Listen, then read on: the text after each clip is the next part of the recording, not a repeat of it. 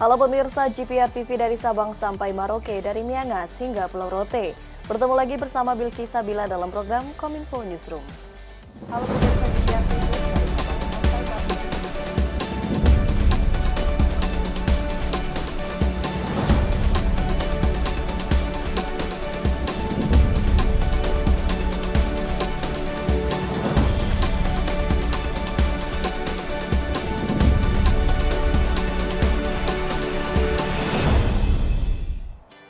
Inilah Kominfo Newsroom selengkapnya. Pemirsa, Lembaga Internasional Pusat Penelitian Beras Dunia, International Rice Research Institute atau IRRI, berikan penghargaan terhadap Indonesia karena mampu mencapai swasembada beras dalam 3 tahun terakhir. Penghargaan ini diterima langsung oleh Presiden Republik Indonesia Joko Widodo di Istana Kepresidenan Jakarta.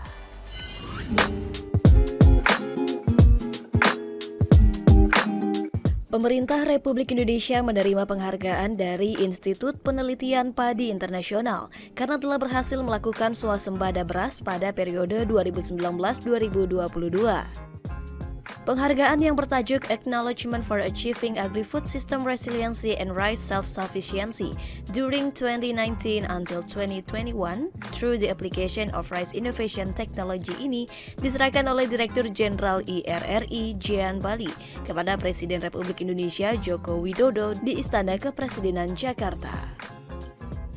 Dalam sambutannya, Presiden menyebut sejak tahun 2015, pemerintah telah berfokus untuk membangun infrastruktur di bidang pertanian dengan membangun bendungan, embung, hingga jaringan irigasi. Hal tersebut didukung dengan pemanfaatan varietas unggul padi, melakukan intensifikasi dan ekstensifikasi sehingga membuat Indonesia berhasil meningkatkan hasil produksi beras di tanah air dan dapat mencapai swasembada beras dengan produksi beras yang surplus selama 3 tahun terakhir. Tahun 2019 kita bisa memproduksi beras 31,3 juta ton. 2020 tetap sama 31,3 juta ton. Tahun 2021 juga masih tetap 31,3 juta ton. Peningkatan dan konsistensi inilah yang saya dilihat oleh FAO, dilihat oleh IRI, karena memang jumlah itu adalah jumlah yang real. Dan penghitungan oleh BPS, Badan Pusat Statistik, stok kita di lapangan jumlahnya juga di akhir bulan April 2022 tertinggi, yaitu 10,2 juta ton. Pada kesempatan yang sama, Direktur Jenderal Institut Penelitian Padi Internasional Jean Bali menyampaikan apresiasi keberhasilan Indonesia mencapai swasembada beras pada periode 2019-2021. Jean Bali meyakini penghargaan ini adalah buah dari upaya dan kerjasama dari banyak pihak. Ia pun optimis Indonesia akan dapat meningkatkan produktivitas di sektor pertanian. The Ministry of Agriculture has recently announced a rice production target of 5.4 million tons for 2023. I would like here to pledge IRI's full support to help Indonesia attain this target in 2023.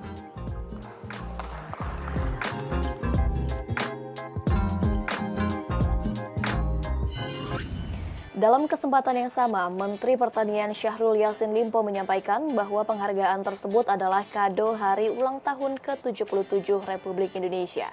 Hingga April 2020, stok beras nasional berada di angka 10,2 juta ton. Dalam rangka mendukung ketahanan pangan, Indonesia berhasil menerima penghargaan Certificate of Acknowledgement dari International Rice Research Institute atau Institut Penelitian Padi Internasional atas pencapaian swasembada beras. Certificate of Acknowledgement tersebut diserahkan secara langsung oleh Direktur Jenderal IRRI Jean Bali kepada Presiden Republik Indonesia Joko Widodo.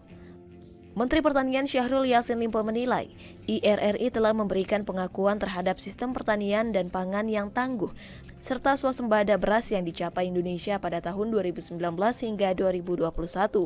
Tak hanya itu, IRRI dan Badan Pangan Dunia atau FAO juga memberikan pengakuan terhadap pemberian kredit usaha rakyat yang cukup masif untuk sektor pertanian. Suatu kebanggaan bagi semua petani dan semua stakeholder pertanian dengan BPN, BPK, Bappenas, Badan Pangan Nasional. Tentu saja ini menjadi sesuatu dorongan untuk kita kerja lebih sinergitas ke depan yang lebih kuat. Sebagaimana disampaikan Presiden Joko Widodo, pencapaian swasembada beras itu merupakan hasil kerja terintegrasi semua pihak, khususnya para petani. Sehingga pada April 2022, stok beras nasional berada di angka 10,2 juta ton. Meski demikian, Mentan juga menekankan bahwa pihaknya juga terus meningkatkan kesiapan ketahanan pangan nasional untuk mengantisipasi krisis pangan global. Harus kita persiapkan lebih kuat lagi, karena tidak ada yang bisa memprediksi situasi dan kondisi baik alam maupun perkembangan geopolitik, perkembangan tantangan-tantangan yang selama ini hadir dalam kehidupan ini.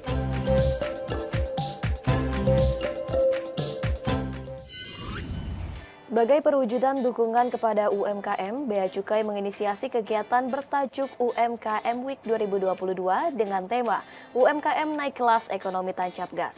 Melalui acara ini, pemerintah menegaskan komitmennya dalam membantu para pelaku UMKM dengan membentuk instrumen ultra mikro serta akses permodalan. Usaha mikro kecil dan menengah memiliki peran besar dalam meningkatkan perekonomian dan menjamin kesejahteraan masyarakat Indonesia. Sebagai instansi kepabeanan yang mengemban fungsi industrial asisten dan trade fasilitator, Direktorat Jenderal Bea Cukai Kementerian Keuangan berkolaborasi dengan kementerian lembaga maupun swasta menyelenggarakan UMKM Week 2022 guna mendukung kemajuan UMKM yang akan berdampak pada pertumbuhan ekonomi di Indonesia. Menteri Keuangan Sri Mulyani Indrawati mengatakan bahwa lahirnya UMKM berasal dari ide sederhana yang menjadi rencana kemudian direalisasikan. Untuk itu, pemerintah melalui Kementerian Keuangan akan membantu para pelaku UMKM dalam menghadapi halangan di setiap tahapan, salah satunya dengan membentuk instrumen ultramikro dalam membantu akses terkait permodalan. Menko juga menegaskan bahwa pemerintah melalui kolaborasi antar instansi perlu ikut andil dalam membantu dan membimbing para pelaku UMKM agar mampu menembus pasar internasional. Kemudian kalau UMKM itu marketnya atau pasarnya di luar negeri, teman-teman Bea Cukai juga membantu sampai ekspor dan ada lembaga pembiayaan ekspor Indonesia. Inilah yang disebut kolaborasi, karena UMKM itu perlu dibantu di semua front.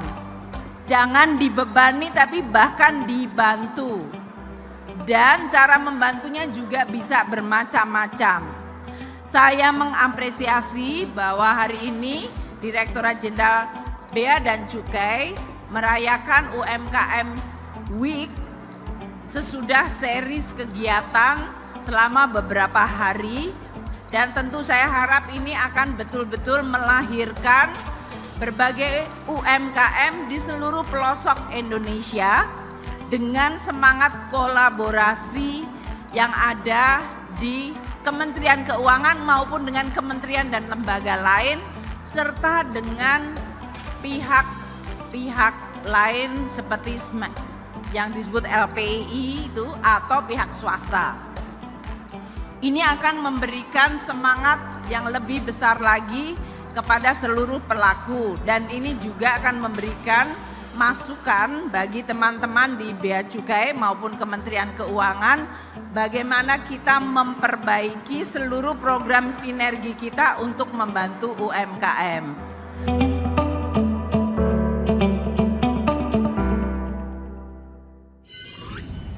Kita beralih ke informasi lainnya, pemirsa. Kementerian Kesehatan Republik Indonesia meluncurkan teknologi Biomedical and Genome Science Initiative guna mendeteksi potensi penyakit di masa depan.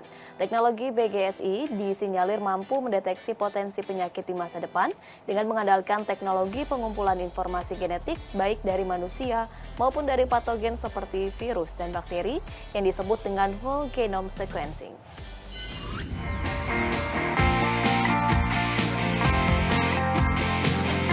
Menteri Koordinator Bidang Kemaritiman dan Investasi Luhut Binsar Panjaitan mengutarakan harapannya agar peluncuran Biomedical and Genome Science Initiative atau BGSI akan turut mendorong terobosan Indonesia di bidang riset dan kesehatan.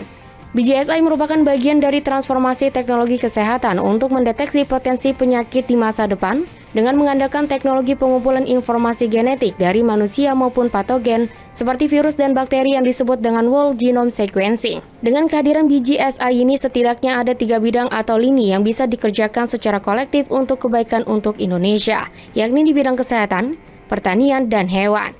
Ia bahkan menyebutkan beberapa di antaranya sudah berjalan dan dikerjakan. Di akhir sambutannya, Menko Marves berharap dengan kehadiran BGSI ini dapat mempercepat penciptaan sektor kesehatan yang mandiri di negara Indonesia.